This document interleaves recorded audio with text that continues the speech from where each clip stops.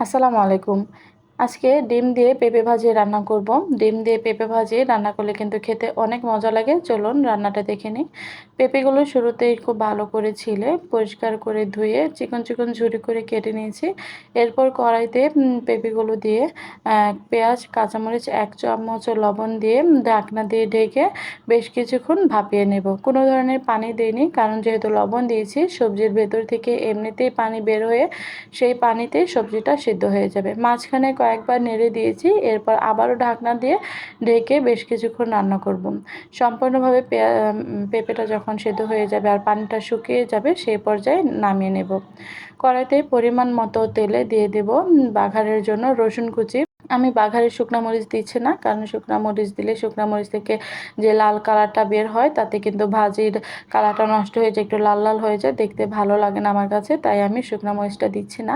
রসুনটা একটু ভেজে দিয়ে দিয়েছি পেঁয়াজ কুচি। আগে যেহেতু কাঁচামরিচ দিয়ে দিয়েছি তাই এই পর্যায়ে আর কাঁচামরিচ দেবো না। রসুন আর পেঁয়াজ খুব ভালো করে হালকা লাল করে ভেজে একটু সাইডে উঠিয়ে রাখবো। তেলে দিয়ে দেব ডিমটা।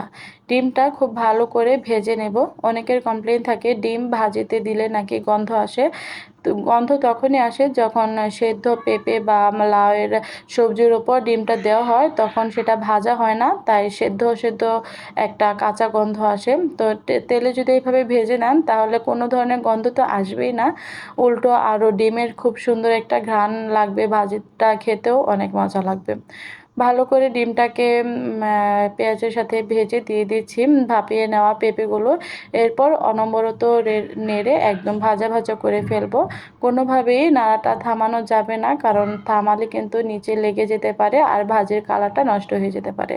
অনবরত বেশ কিছুক্ষণ নেড়ে নেওয়ার পর যখন একদম পানিটা শুকিয়ে যাবে সেই পর্যায়ে দিয়ে দেব ধনিয়া পাতা কুচি। ধনিয়া পাতা কুচি দেওয়ার পর খুব বেশি রান্না করব না, ২-৩ মিনিটের মতো একটু নেড়েচেড়ে মিশিয়ে নিলেই কিন্তু ভাজিটা রান্না শেষ। তো এই হয়ে গেল ভাজি। এই ভাজি আপনি ভাতের সাথে বা পরোটা বা রুটির সাথে যার যেটার সাথেই খান না কেন খেতে কিন্তু অনেক মজা লাগে। তো হয়ে গেল ডিমের দিয়ে পেঁপে ভাজি। রেসিপিটা ভালো লাগলে অবশ্যই লাইক, কমেন্ট অ্যান্ড শেয়ার করবেন। আল্লাহ হাফেজ।